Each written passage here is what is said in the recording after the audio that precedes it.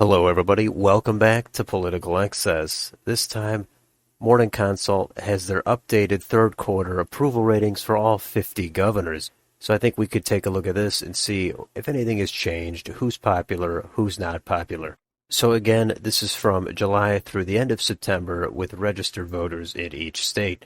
There's of course going to be a margin of error, but I think this is a good idea to see where these things stand heading into the midterms.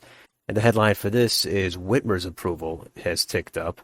But let's go down here and see which of these governors are up for election this November. So first up, we've got Brian Kemp. He's at a 53% approval rating, only 40% disapprove. With those kind of numbers, it is hard to imagine losing. And Brian Kemp, he is well positioned for a second term. Over in Maine here, Janet Mills is sitting at a 54% approval with 43% disapprove. That's not bad either. She is also well positioned to win a second term. And in Kansas, Laura Kelly is at 55% approve with only 39% disapprove. Those are better than the two previous numbers, and she appears to be in an even tighter race than in Georgia or Maine. If you are Laura Kelly, though, you've got to feel good about only a 39% disapproval rating.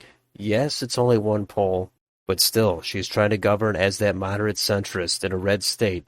In a red-leaning year, just based on these numbers, it would be hard to imagine her losing, but the head-to-head polling with Derek Schmidt does show a very close race.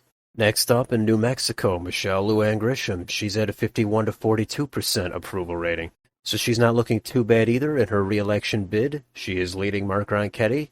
It's not insurmountable, but it might be a little bit too much to overcome. And Nevada, Steve Sisolak, he's at 50% approve, 44% disapprove.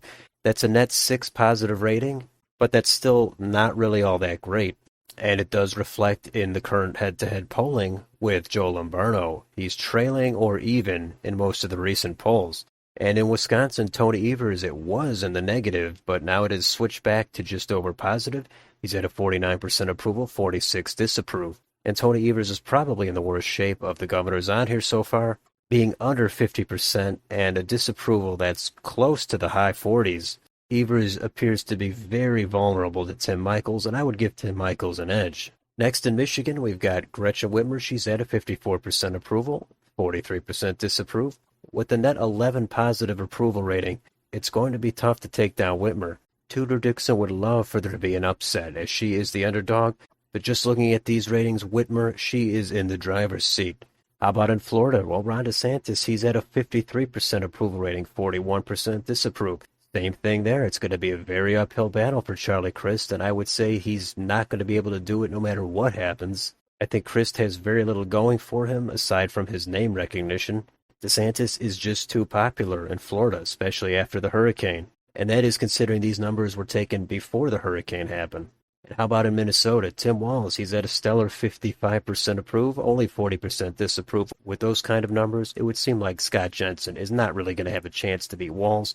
Some of the polling has shown it in the low to mid-single digits, but the voters of Minnesota certainly do like Tim Walz, so it would be tough to imagine them voting him out. So who is the most popular U.S. governor? Well, let's go down here and take a look at the full list. And if you follow this kind of thing, I'm sure it's no surprise that Charlie Baker is number one, 74% approve, only 20% disapprove. He's a Republican governor in a deep blue state. He's figured it out. Apparently he has to appeal more so to Democrats than Republicans in order to get this astonishing 54% net positive rating. Right behind Baker is, of course, going to be Phil Scott of Vermont. He's sitting at a 73% approval rating with only 17% disapprove. That's an even better net rating than Charlie Baker. Scott is at net 56% positive.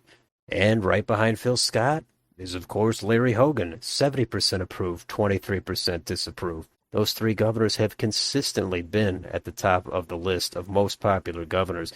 These kinds of approval ratings are hard to fathom. So just because they are Republicans in blue states, they didn't just get into office and then start alienating a lot of the electorate. They all have a governing style that most Republicans generally would consider to be too far to the left, too socially liberal. But I guess it does put a check on the Democratic supermajorities in these three states. Now behind them is Doug Burgum of North Dakota. He's got a 66% approval rating, 23% disapprove. That's very impressive as well. You really don't hear about Doug Burgum too often. I rarely hear his name brought up in any political news over the last several years. And right behind him, you've got Mark Gordon of Wyoming, Andy Beshear in Kentucky. That is the first Democrat and the only Democrat in the top 10 list. And finally, Chris Sununu of New Hampshire.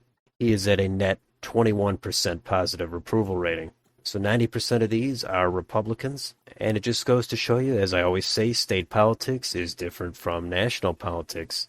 You pretty much have to thread the needle in a lot of these states in order to defy the conventional narratives.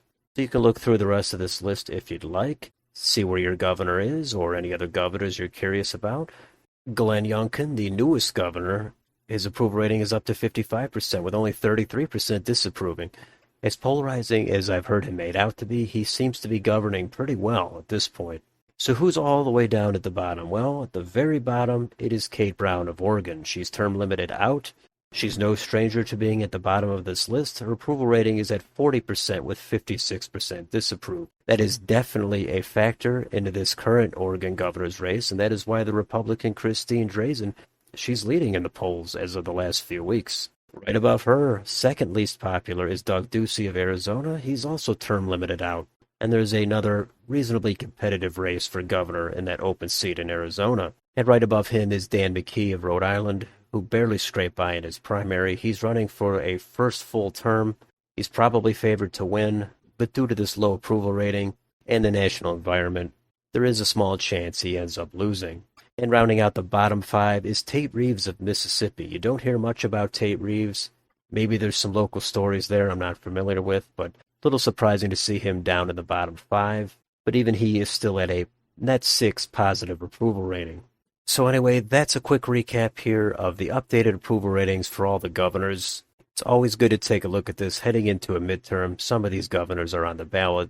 Some of them we always hear about in the news. So this gives you some objective, hard data to apply to these names in all these states.